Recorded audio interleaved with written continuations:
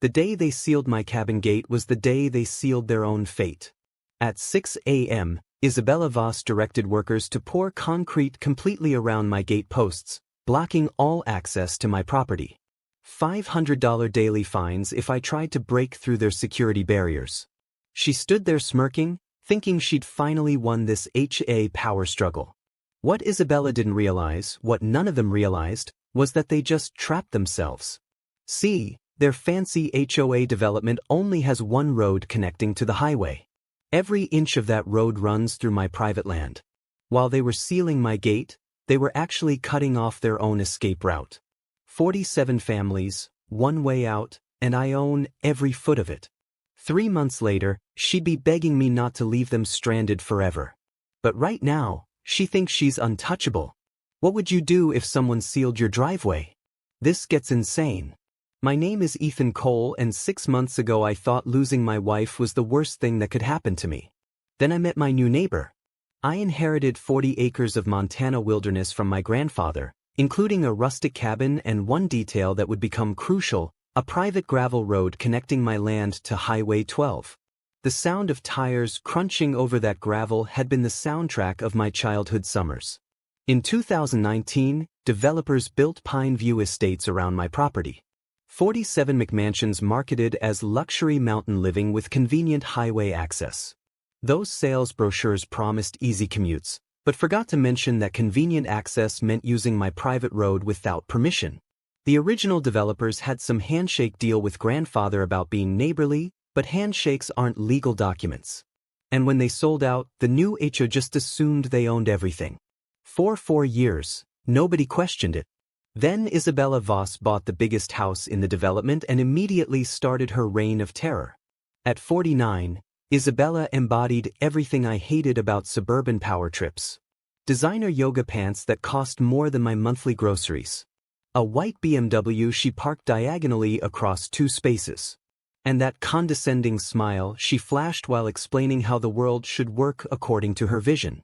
She became HOA president within 6 months, promising to elevate community standards and protect property values from declining influences. The cabin workshop smelled like cedar shavings and motor oil, scents that reminded me of grandfather's hands teaching me to build things that lasted. After Mia died from lung cancer 2 years ago, those weekend retreats kept me functional.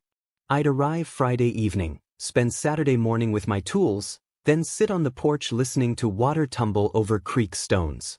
That peace lasted exactly 14 days after Isabella's coronation. She appeared in my driveway with a clipboard and that shark smile, declaring my iron gate aesthetically incompatible with community vision. The gate had protected our property since 1987, but apparently it offended her refined sensibilities.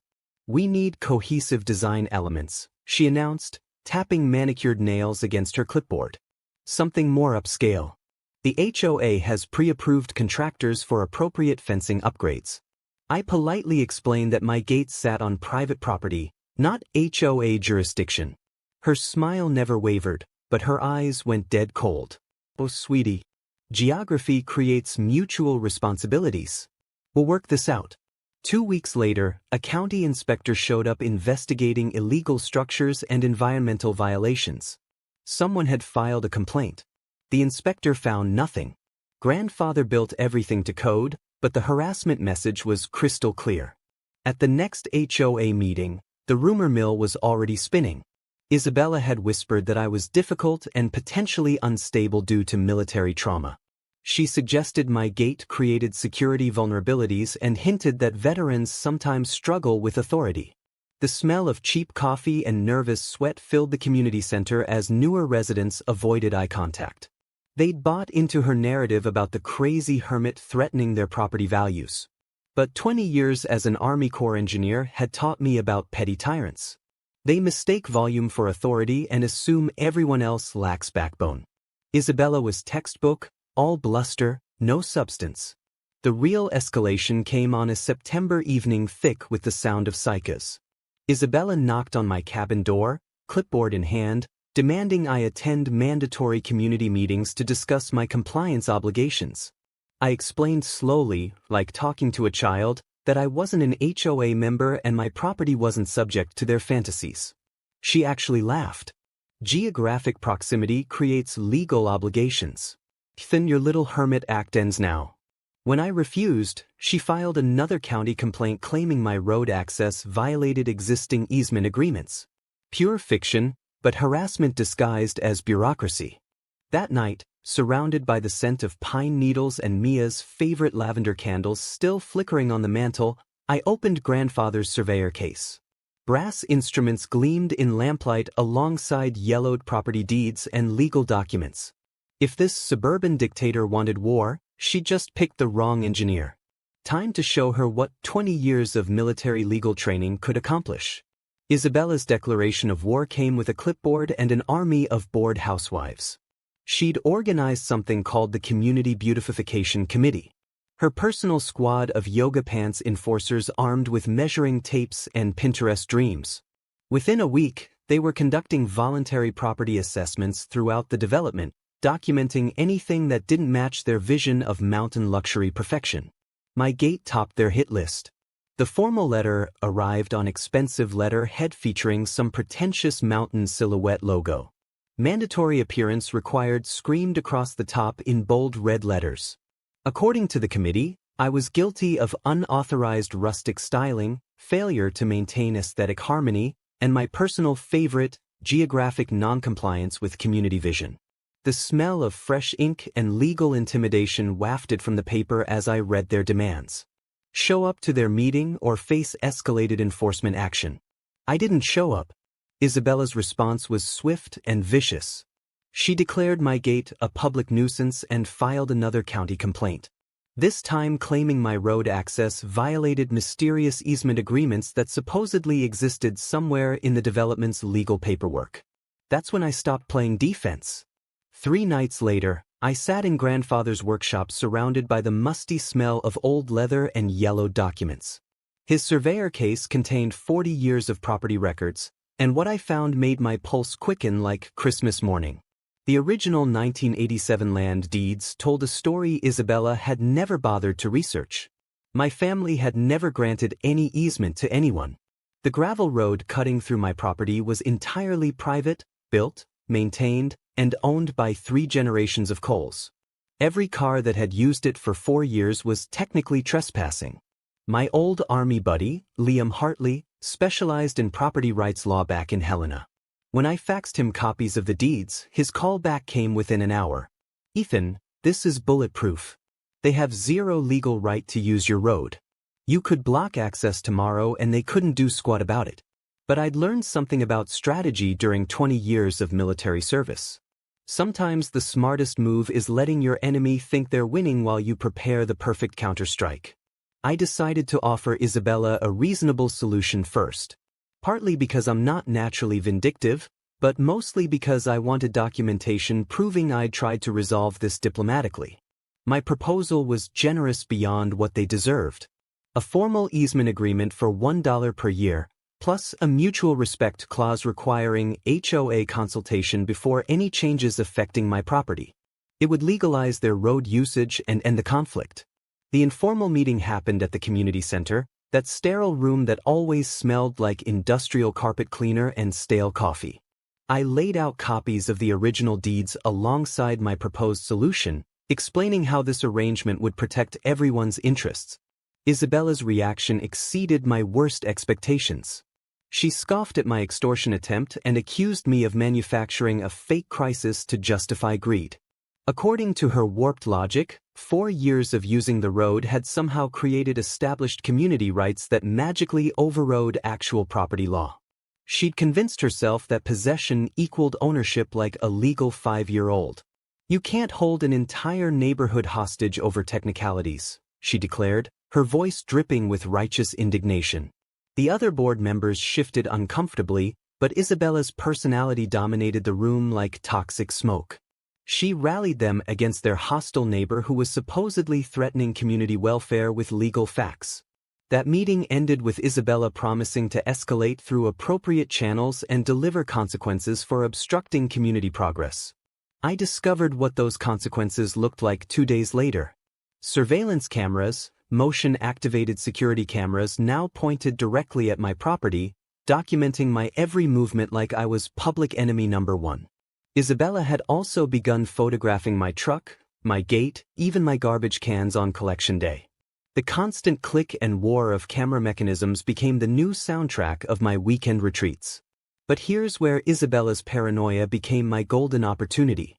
While researching her camera installation permits, I stumbled across something fascinating about Ms. Voss's real estate business. During my Army years, I'd helped investigate housing fraud cases, so I recognized the pattern immediately. She'd been selling Pine View Estates properties to buyers with promises of guaranteed highway access via well-maintained community roads. Her marketing materials specifically highlighted convenient transportation infrastructure to justify premium pricing. 3 houses sold in the past year alone, all with inflated prices based on road access she legally couldn't promise. Back when I'd worked with military legal teams, we'd seen agents lose their licenses for exactly this kind of material misrepresentation. The irony was beautiful. While Isabella documented my every breath, she'd been committing actual fraud. I started my own documentation project that night. Trail cameras capturing every vehicle from her development using my private road. License plates, timestamps, frequency counts. Every school bus route and pizza delivery became evidence of organized trespassing. The familiar crunch of gravel under tires now sounded like future lawsuit settlements. Isabella's next move proved that desperation makes people stupid, but stupidity with money makes them dangerous. The certified letter arrived on a Tuesday morning, thick as a small phone book and smelling like expensive legal intimidation. The HOA board had voted to hire Harlan and Associates, downtown's most expensive law firm, to handle their property access dispute. Their retainer alone probably cost more than most families' vacation budgets. The threat letter was a masterpiece of legal theater. 40 pages of fancy letterhead essentially boiling down to surrender your property rights or we'll sue you into poverty. They claimed my road usage materially interfered with community development and demanded I grant permanent public access or face eminent domain proceedings.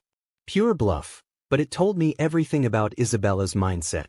She'd convinced the board to gamble their entire operating budget on her personal war against reality. While she burned through legal fees, I spent my evenings doing something more productive, hunting through public records like a bloodhound, tracking fresh scent. Back during my Army days, I'd worked with JAG officers investigating housing fraud near military bases. The pattern was always the same. Agents promising amenities they couldn't deliver, inflating prices with fictional features, then vanishing when buyers discovered the truth. Isabella's sales record fit that template like a custom suit. 3 properties sold in 18 months, all marketed with her signature promise.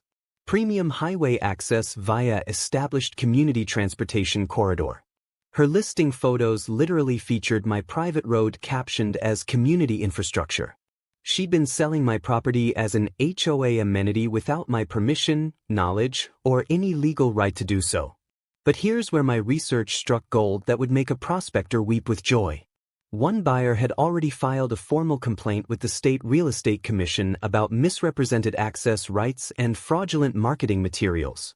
Apparently, when their moving truck got stuck on the narrow road sections, they'd started asking awkward questions about maintenance responsibilities and legal easements. Questions Isabella couldn't answer because the easements didn't exist.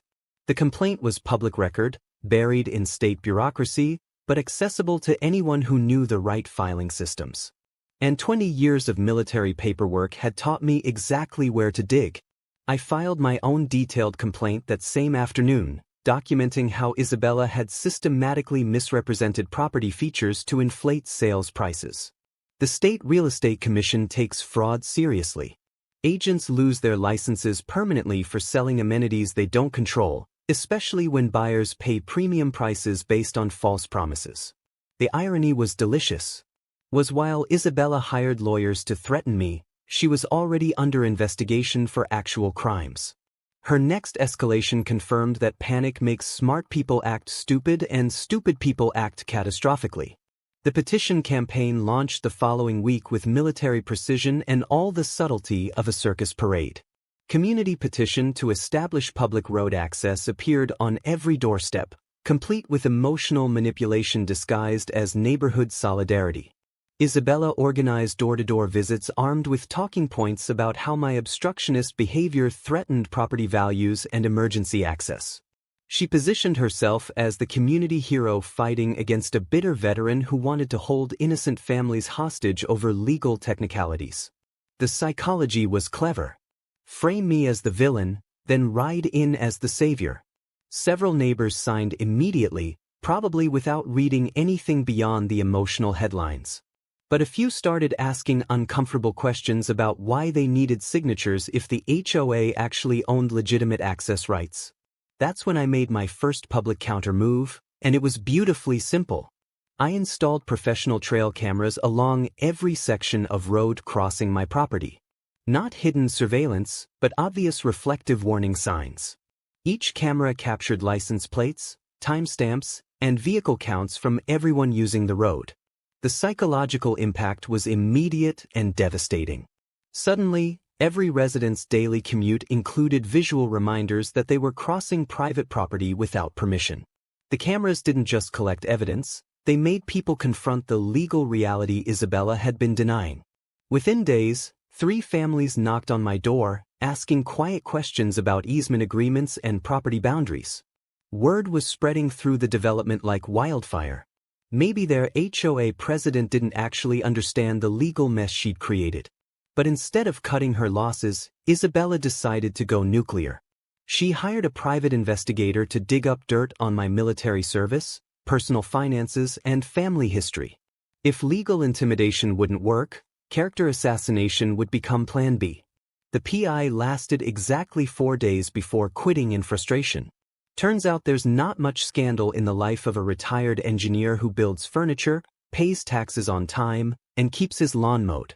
The investigator's final report probably read like the world's most boring biography. But Isabella's desperation was showing, and desperate people make increasingly stupid decisions. Her stupidest decision yet involved attempting to bribe a county inspector to find code violations on my property. The inspector immediately reported the bribery attempt to the county attorney's office, triggering an ethics investigation that could result in criminal charges. That evening, sitting on my porch, listening to creek water babble over smooth stones while the scent of pine needles filled the mountain air, I realized something fundamental had shifted. Isabella was no longer fighting me. She was fighting reality itself, and reality always wins eventually. Saturday, September 15th, 6:47 a.m. The sound that yanked me from sleep wasn't my alarm clock. It was the rumble of diesel engines rolling down my private road like mechanized thunder. I stumbled to the kitchen window, coffee mug trembling in my hand, and witnessed the most audacious act of property theft in modern suburban history. 3 cement trucks, 6 workers in hard hats, and one very satisfied HOA dictator orchestrating the whole operation like she was pouring the Berlin Wall. Isabella Voss had finally revealed her true nature, and it was uglier than wet concrete. The emergency HOA meeting had happened 24 hours earlier, a hastily called session where Isabella convinced 3 board members that my trail cameras constituted surveillance terrorism, requiring immediate action. According to the minutes I'd obtained later, she'd painted a picture of residents living in fear, children afraid to play outside, property values plummeting because of my psychological warfare tactics. The vote was 4-0 to install temporary protective barriers around the security threat. Sofia Reyes, the retired paralegal who might have asked inconvenient questions, had been conveniently excluded from the emergency notification list. Now I was watching democracy in action. 4 people voting to steal one person's property rights with Portland cement and rebar. I dressed quickly and stepped outside, phone recording everything while the acrid smell of wet concrete mixed with diesel exhaust and Isabella's cloying perfume. Professional crews moved with practiced efficiency. This wasn't some spontaneous neighborhood project, but a carefully planned military-style operation. Isabella stood near the work zone, designer travel mug in one hand, clipboard in the other, checking off items like she was managing a corporate construction project. When she spotted me approaching, that predatory smile stretched across her face like a knife wound. "Good morning, Ethan," she called out with mock sweetness dripping from every syllable. "Don't worry about the little construction project. Just temporary safety measures while we sort out your attitude problem. I asked the crew foreman about building permits. He looked nervously at Isabella, who waved her manicured hand dismissively. HOA maintenance doesn't require individual permits, sweetie, she purred. Everything's been properly authorized through legitimate community governance. You know the kind of authority you've been ignoring. Instead of arguing, I thanked each worker personally and slipped them $20 bills for coffee. Their confusion was beautiful. The supposed neighborhood villain treating them with more respect than their actual employer. While Isabella supervised her concrete masterpiece, I made 3 strategic phone calls. County building inspector. Someone's pouring unpermitted barriers that block emergency vehicle access. I need immediate response. Liam Hartley, they just sealed my gate with concrete. No permits, no legal authority, and they're about to discover why that was the stupidest move possible. My insurance adjuster. Property damage in progress. Can you document everything before the consequences hit? But here's where Isabella's master plan revealed its fatal flaw. A mistake. So catastrophic it would make military strategists weep with laughter. Those concrete barriers didn't just block my access, they blocked everyone's access. The HOA development had exactly one road connecting 47 houses to the outside world. And every inch of that road crossed my private property. By sealing the choke point, Isabella had just created the world's most expensive suburban prison. Reality struck the first victim at 7:30 a.m. sharp. Mrs. Thompson from Unit 23 stood beside her Honda Civic, staring at concrete barriers that left maybe 14 in of clearance on each side. Enough space for a bicycle, but her car might as well have been a scimitar trying to thread a needle. The school bus arrived at 7:45, air brakes hissing like an angry dragon as the driver tried to process what he was seeing. His radio crackled with increasingly frustrated calls to dispatch. Route 47 blocked by some kind of wall. I got 30 kids and no way through. By 8 a.m., the HOA parking lot looked like a refugee camp for stranded commuters. 7 families trapped in their driveways, honking horns in a cacophony of suburban panic. 3 delivery trucks backing up in confusion. 1 very unhappy UPS driver demanding to know what idiot built a fort across the road. That's when the beautiful truth finally penetrated Isabella's delusional bubble. She'd assumed I would panic, hire my own crew to remove the barriers, and essentially pay to clean up her mess while surrendering my property rights. In her twisted logic, this was checkmate. Force me to choose between permanent isolation or complete capitulation to her authority. What she hadn't considered was the possibility that I might grab a lawn chair, crack open a cold beer, and simply enjoy the show. The morning sun warmed my face as I settled in to watch 47 families discover they were now prisoners in their own luxury development courtesy of their elected representatives' brilliant strategic thinking. Emergency vehicles began arriving within minutes. Fire marshal, county inspector, sheriff's deputy, all responding to reports of illegal obstruction of public safety access. Isabella tried explaining her temporary safety measures and community protection protocols, but reality was crashing down on her like those concrete barriers collapsing on her own head. She just trapped herself and every neighbor she claimed to defend. Suddenly, her master plan looked less like tactical genius and more like the greatest strategic blunder in HOA warfare history. The county fire marshal's violation notice was nothing compared to what I discovered in grandfather's forgotten papers. While Isabella screamed at emergency responders about her legal authority, I retreated to the workshop where dust motes danced in morning sunlight streaming through grimy windows. The familiar scent of sawdust and motor oil calmed my nerves as I opened grandfather's leather surveyor case, the same case I'd avoided for 2 years since inheriting it. Most documents were routine. Property surveys, tax records, maintenance receipts yellowed with age. But beneath 40 years of accumulated paperwork lay something that made my pulse quicken like I'd struck gold. The original 1987 developer agreement signed in fountain pen ink that had faded to sepia brown. My hands trembled as I read Section 14 subsection C. The legal language was dense, but the meaning hit me like lightning. Emergency access easement requires explicit written permission from original landowner. In the event said access is obstructed for a period exceeding 72 hours, developer shall pay penalty of $10,000 per day to landowner until access is restored. I read it again then a third time. The developers had inserted this clause as protection, ensuring future landowners couldn't arbitrarily block access and strand their investment. But legal contracts work both ways. If anyone blocked that access, they triggered the same financial consequences, and every obligation in that developer agreement had transferred to me with the property deed. The workshop suddenly felt electric with possibility. Liam Hartley's reaction when I called was everything I'd hoped for. Holy Ethan! This is a thermonuclear legal weapon. They've been in breach since Saturday morning. Current penalty assessment is already $30,000 and climbing. But the beautiful part was just beginning. I spent 20 minutes researching HOA finances through public records. What I found made me laugh until my sides ached. Pine View Estates HOA total assets, $40,000 in operating and reserve funds combined. At $10,000 per day in penalties, they'd be bankrupt before the weekend. Even better, their own bylaws included personal liability clauses. Board members who voted for actions that financially damaged the association could be held individually responsible for losses. Isabella had just voted herself into personal bankruptcy along with 3 other families. The irony was so perfect it felt like divine intervention. I walked outside carrying copies in a manila folder, my boots crunching on gravel while chaos continued around the concrete barriers. Stranded residents argued with Isabella.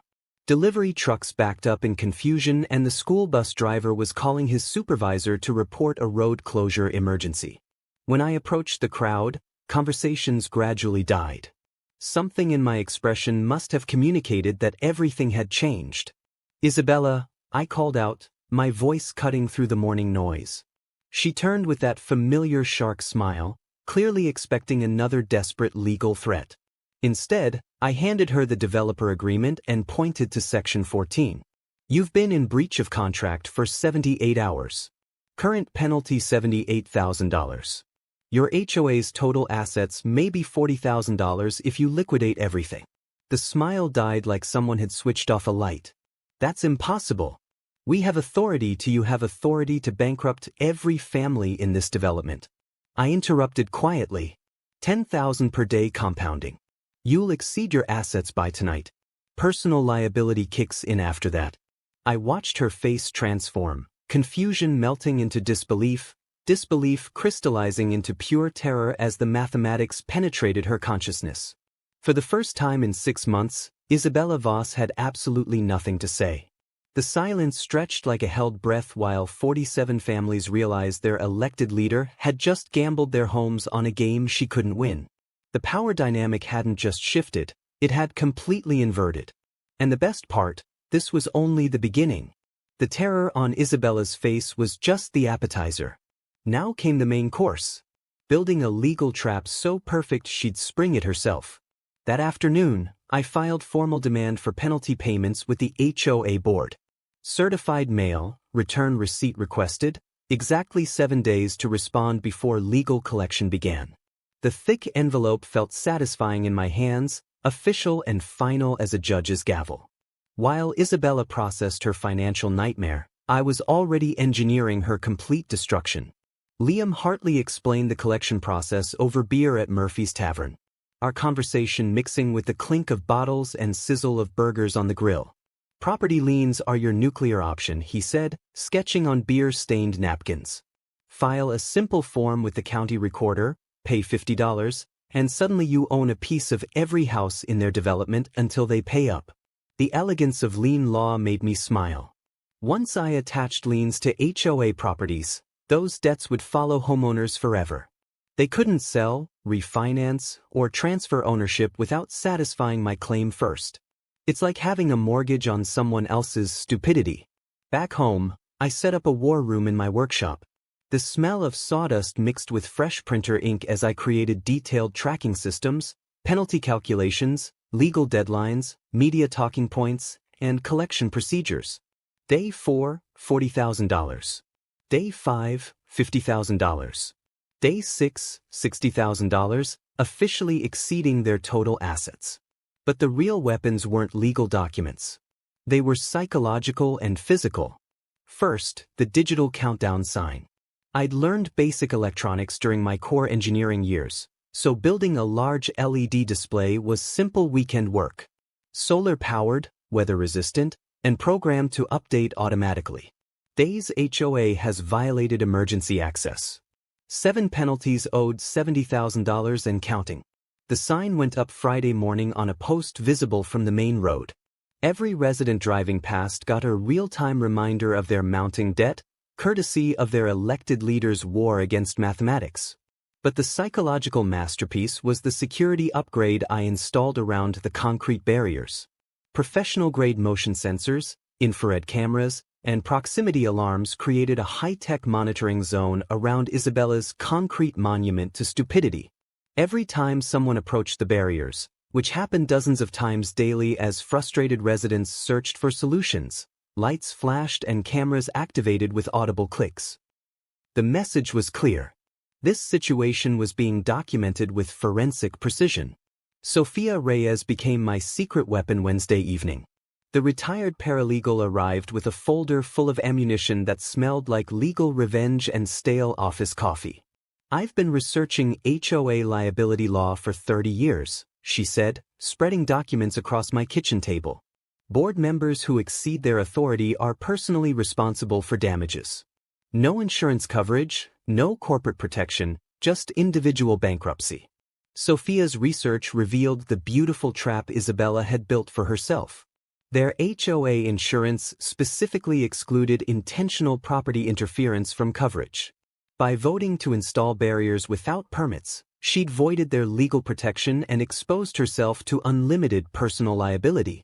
23 families had quietly approached Sophia, terrified that their HOA president's ego would cost them their homes.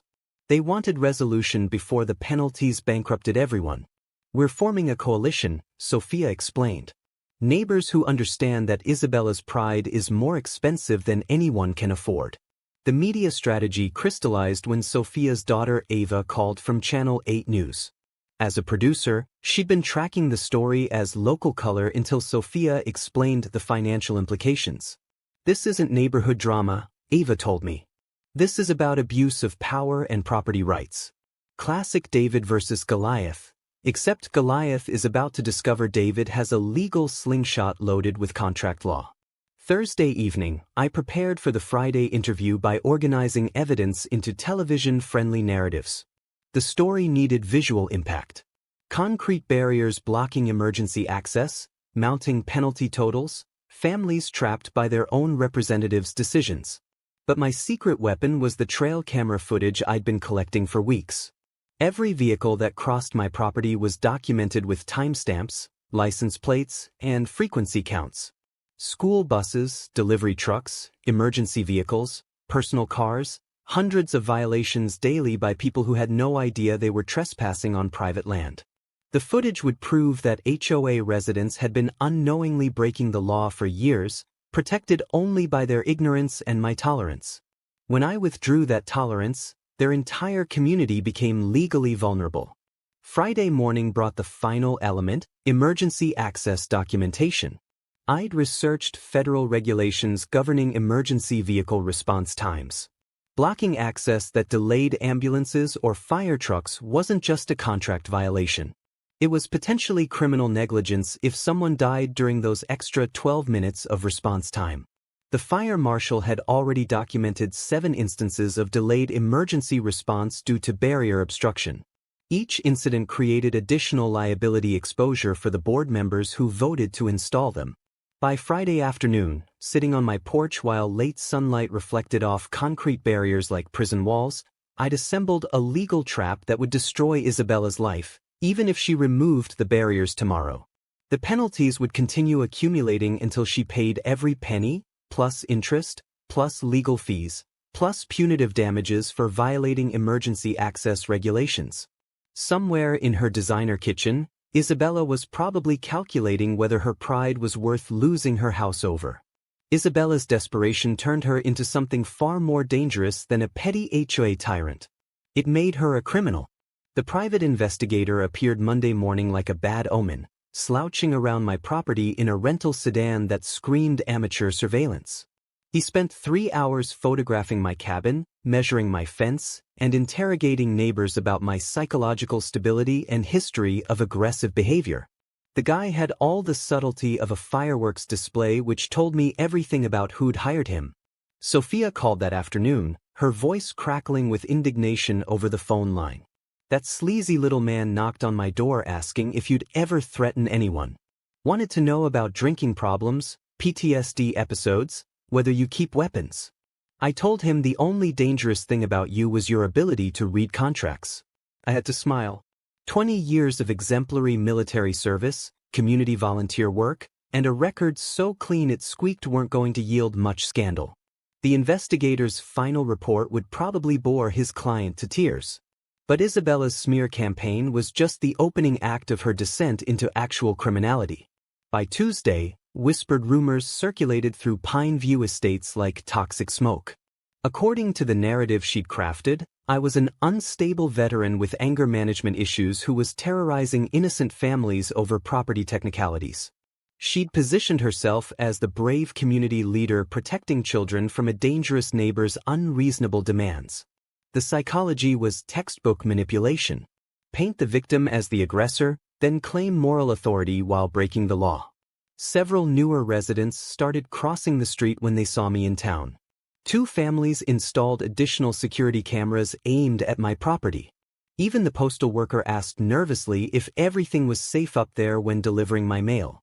But Wednesday brought the moment Isabella crossed from harassment into felony territory, and she handed me evidence that would destroy her life forever. Inspector Sanchez called that afternoon, his voice mixing professional courtesy with barely controlled disgust. The smell of fresh coffee filled my kitchen as he explained what had just happened at the county building. Mr. Cole, I need to report an attempted bribery. Someone offered me $5,000 cash to manufacture building code violations on your property. The entire conversation was recorded on my body camera. The details made my blood sing with anticipation. Isabella had specifically requested violations that would force emergency county access to my property, claiming it was necessary for community protection. She'd emphasized that money was no obstacle when it came to neutralizing threats to neighborhood safety. Attempted bribery of public officials carried up to 5 years in state prison, plus the kind of criminal record that would destroy her real estate license permanently. She seemed convinced that any violations would give the county authority to condemn your property access, Sanchez continued, like she thought paying me would somehow make her concrete barriers legal retroactively. I documented everything methodically while my workshop filled with the scent of sawdust and sweet revenge. Each of Isabella's escalation attempts was creating additional criminal exposure while demonstrating a clear pattern of corruption and abuse of power. But the beautiful part wasn't the criminal charges. It was watching her political support evaporate like morning mist. Sofia Reyes's coalition had grown to 28 families by Thursday evening, all demanding Isabella's immediate resignation. The petition cited criminal conduct, reckless financial endangerment, and violation of public trust. 3 board members had quietly retained lawyers to protect themselves from personal liability. She's completely isolated, Sophia reported during our coffee meeting at Murphy's Tavern. The smell of grilled onions mixed with the sound of nervous conversation as other diners recognized us from the news coverage. Even her closest allies are distancing themselves. Nobody wants to be associated with someone under criminal investigation.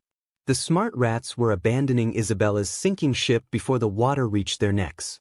But my silent preparation during this chaos would become the masterstroke that guaranteed her complete destruction. While Isabella focused on character assassination and bribery schemes, I'd been quietly documenting every single violation of federal emergency access regulations.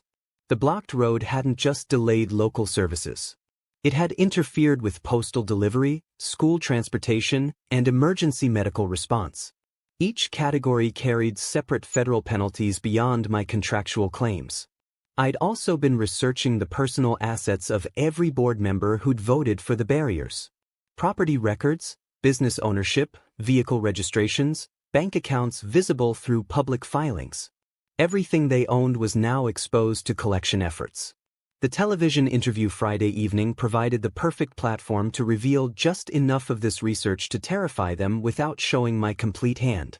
This isn't about personality conflicts, I told the camera, my voice calm, while concrete barriers provided visual evidence of their criminal stupidity. This represents a fundamental question about whether elected officials can ignore federal law, state contracts, and basic property rights because they personally dislike someone. The penalty spreadsheet made beautiful television. 9 days, $90,000 owed, $40,000 in available assets. The mathematics of this situation are quite simple. The story went viral within hours. Shared by property rights groups nationwide as the perfect example of HOA corruption and overreach. By Saturday morning, Isabella owed $100,000 with no way to pay and faced criminal charges that would destroy her career, her reputation, and potentially her freedom. Desperation makes people stupid, and stupid people make fatal errors. Isabella's final week of freedom began with her creating fake social media accounts and ended with her accidentally confessing to federal crimes on live television. The digital smear campaign launched Monday morning like a coordinated military assault. Concerned Neighbor 2023, Pineview Safety Watch, and Montana Property Truth flooded Facebook with identical posts about my dangerous veteran behavior and terrorist tactics against innocent families. The fake accounts used stock photos of smiling suburbanites, but the writing style was pure Isabella, melodramatic, self-righteous, and completely detached from reality. According to her online fantasy, I was holding children hostage with surveillance equipment and exploiting legal technicalities to steal homes from hardworking families. The smell of desperation practically oozed through my computer screen as I documented each account with screenshots and metadata for evidence. But Isabella's social media meltdown was amateur hour compared to what I discovered Tuesday morning while monitoring local emergency radio frequencies. The concrete barriers weren't just delaying response times. They were creating life-threatening situations that generated federal liability. An elderly resident had suffered a heart attack Monday evening, and paramedics lost precious minutes navigating around obstacles that shouldn't exist. The fire marshal's incident report documented how barriers materially impeded emergency medical response in a potentially fatal manner. Each emergency delay created additional criminal exposure while demonstrating the human cost of Isabella's authoritarian power trip. Meanwhile, Sofia Reyes's resistance movement had exploded into full-scale revolt. 34 families now demanded Isabella's immediate resignation, including several original supporters who'd finally realized their HOA president was gambling their homes on a legal theory she'd invented. She's completely lost touch with reality, Sofia reported Wednesday morning, her voice echoing in the empty community center. The smell of stale coffee mixed with industrial floor wax as she spread out petition signatures covering the conference table. Yesterday, she called another emergency meeting to discuss federal intervention in local governance. Nobody came except Victor, and even he left after 5 minutes. But my silent preparation during this chaos would deliver the coup ras that destroyed Isabella's life forever. While she created fake social media accounts, I'd been documenting real federal crimes with forensic precision. The blocked emergency access violated not just state regulations, but federal laws governing emergency response systems, postal delivery, and interstate commerce. Every delayed ambulance, blocked mail truck, and rerouted school bus represented separate federal violations with criminal penalties far beyond my contractual claims. I'd also completed detailed asset investigations of every board member who'd voted for the barriers. Property records, business registrations, vehicle titles, bank accounts visible through public filings. Everything they owned was now mapped for collection efforts. Victor Lang's vintage Mustang collection, $85,000 estimated value. Carla Mendoza's vacation cabin, $180,000 equity. Derek Hale's small business assets, $120,000 in equipment and inventory. Combined, their personal assets could almost cover the penalties if I seized everything they owned. The spreadsheets made beautiful evidence of exactly how much Isabella's pride was going to cost her co-conspirators. Thursday brought the moment that transformed this local dispute into a national cautionary tale about HOA abuse. Channel 8's investigative follow-up aired at 6 p.m. featuring devastating footage of Isabella attempting to bribe Inspector Sanchez. The body camera recordings captured her offering cash for manufactured violations while claiming community protection justified criminal behavior. But the real bombshell came during Ava Reyes's live interview with Isabella outside her house Thursday evening. Confronted with evidence of fake social media accounts, bribery attempts, and mounting federal violations, Isabella completely melted down on camera. Instead of denying the charges, she doubled down with a rant about government overreach and her constitutional authority to protect property values from dangerous veterans. "I did what any responsible leader would do," she declared, her voice shaking with righteous indignation while cameras rolled. "Sometimes you have to break a few rules to protect innocent families from people who use legal technicalities as weapons." The admission of intentional rule-breaking broadcast live on television was the kind of evidence that prosecutors dream about. She just confessed to criminal intent while claiming moral justification, the perfect recipe for federal conviction. Social media exploded within minutes. Legal experts shared the footage as a masterclass in how to confess to crimes while thinking you're defending yourself. Damn near property rights groups used her meltdown as proof that HOA authority needed federal oversight. By Friday morning, the story had gone viral nationally. My phone rang constantly with interview requests from CNN, Fox News, and 3 documentary filmmakers who wanted to explore HOA abuse as a systemic problem. The penalty total reached $130,000 as Friday evening approached, with Isabella's deadline for payment expiring at midnight. Her options were mathematically simple: pay money she didn't have or face Monday's public confrontation with bankruptcy proceedings and criminal charges waiting in the wings. Saturday morning dawned clear and cold. Perfect weather for watching a suburban dictator's final performance before witnesses who would remember this day as the moment unchecked authority finally met immovable reality. The concrete barriers still reflected morning sunlight like monuments to monumental stupidity, but not for much longer. Monday morning, October 2nd, 9 a.m. sharp. The Pine View Elementary School gymnasium buzzed with nervous energy as 200 people filed into folding chairs arranged like a courtroom. The smell of industrial floor cleaner mixed with coffee breath and anticipation thick enough to cut with a knife. This wasn't just an HOA meeting. It was a public execution, and everyone knew it. Local news crews occupied the back rows, their cameras capturing every detail while reporters checked microphones and adjusted lighting. County officials sat in the front section, Fire Marshal Gomez with his violation reports, Sheriff's Deputy Ellis with arrest warrants in his briefcase, and Inspector Valdez, whose body camera footage had already destroyed Isabella's credibility forever. The residents of Pine View Estates filled the middle sections, their faces showing everything from anger to embarrassment to barely controlled panic.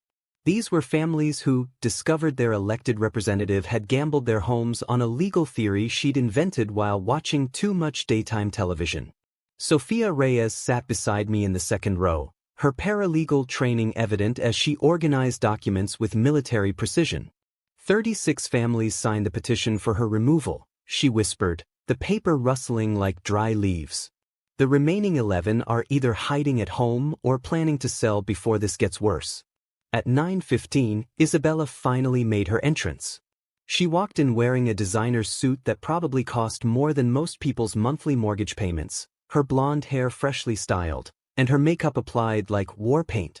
But nothing could hide the dark circles under her eyes, or the way her hands trembled as she approached the podium. Victor Lang and Carla Mendoza flanked her like reluctant bodyguards, both looking like they'd rather be getting root canals than attending this public humiliation. Derek Hale was notably absent.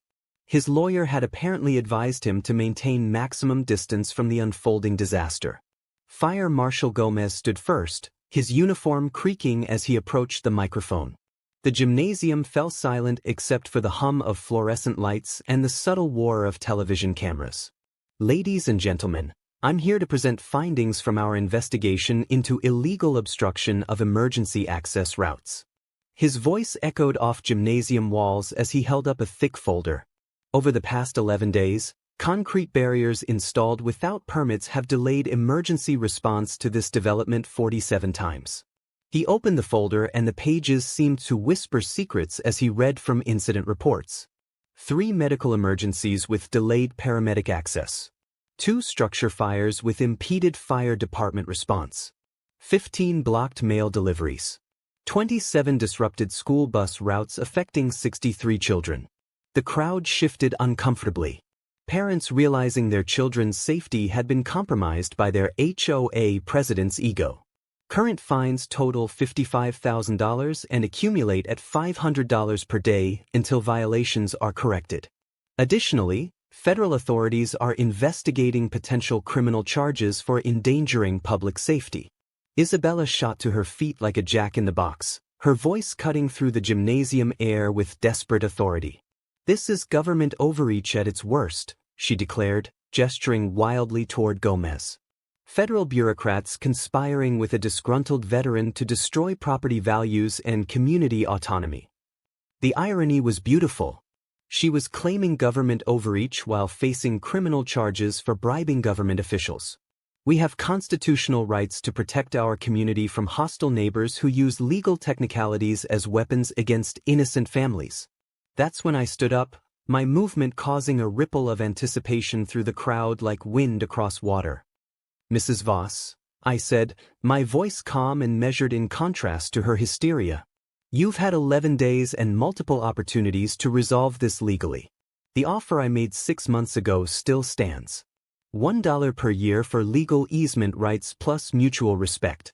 I pulled out the penalty calculation spreadsheet, holding it up so cameras could capture the devastating mathematics of her situation. Current penalty assessment under the 1987 developer agreement, $137,000. Your HOA's total available assets, $43,000. Personal liability for board members who voted for illegal barriers, $94,000 and climbing. The silence in the gymnasium was so complete you could hear heartbeats. "You can have your road back today. It'll cost exactly what your pride has cost this community. Everything." Isabella's face cycled through confusion, rage, and dawning terror as the mathematics finally penetrated her delusions of authority. The woman who'd spent months claiming moral superiority was discovering that mathematics doesn't negotiate with ego. Sheriff's Deputy Ellis stood up, his hand resting on handcuffs that gleamed under fluorescent lights. "Mrs. Voss, you're under arrest for attempted bribery of public officials and conspiracy to obstruct federal emergency services." As the handcuffs clicked around Isabella's wrists with metallic finality, 200 witnesses realized they just watched the moment when suburban authoritarianism collided with actual law enforcement. The concrete barriers would be removed within hours. The bills would take years to pay off. But the lesson about unchecked authority would last forever. 3 months later, the concrete barriers were gone. Isabella was facing 5 years in federal prison. And Pineview Estates had learned expensive lessons about electing dictators to neighborhood positions. The HOA paid me $137,000 in penalty fees plus $23,000 in legal costs. Money they raised through emergency special assessments averaging $3,400 per household. Most families arranged payment plans, but 3 properties went into foreclosure when owners couldn't handle the additional debt. Isabella's house sold at auction for 30 cents on the dollar. She'd fled to her sister's apartment in Billings while awaiting trial on federal bribery charges, her real estate license permanently revoked, and her savings account emptied by legal fees. Justice tastes better than morning coffee when it's served with compound interest. I used the penalty money to establish the Property Rights Education Scholarship at Montana State University, providing annual grants for law students studying land use and HOA reform. The first recipient was Sophia's granddaughter, who planned to specialize in protecting homeowners from association abuse. But the real change came in how Pineview Estates governed itself. Sophia Reyes was elected HOA president by unanimous vote, implementing transparent budgeting, mandatory legal review of all board actions, and community approval requirements for any decisions affecting property access. Board meetings moved from Isabella's kitchen table conspiracy sessions to properly noticed public gatherings. The development became a model for responsible HOA governance, hosting seminars for other communities struggling with authoritarian board members. Sophia's common sense property management workshops drew attendees from 3 counties, teaching the radical concept that HOA boards serve residents rather than ruling them. My weekends returned to peaceful woodworking therapy. The familiar smell of cedar shavings replacing the scent of legal documents and concrete dust. But I'd gained something unexpected from this whole ordeal. Genuine friendships with neighbors who discovered that standing up to bullies creates stronger communities than tolerating them. The memorial garden I built for Mia expanded to include a small gazebo where Sophia and I meet weekly to discuss community issues over coffee and homemade cookies. Her late husband's tools joined my grandfather's collection, and we spend Saturday mornings building benches for the local Veterans Park. The rescue dog I adopted, a German Shepherd mix named Justice, greets every neighbor with tail-wagging enthusiasm, proving that even former enemies can become friends when mutual respect replaces mutual hostility. My gate remains exactly as it was, iron rot protection that satisfies everyone's aesthetic concerns while clearly marking private property boundaries. But now it stands open most weekends, welcoming neighbors who stop by to share coffee, swap stories, or learn basic woodworking skills. The road that caused so much conflict became a symbol of cooperation when I formalized the easement agreement for the original $1 per year, plus a community barbecue clause requiring annual neighborhood gatherings at my property.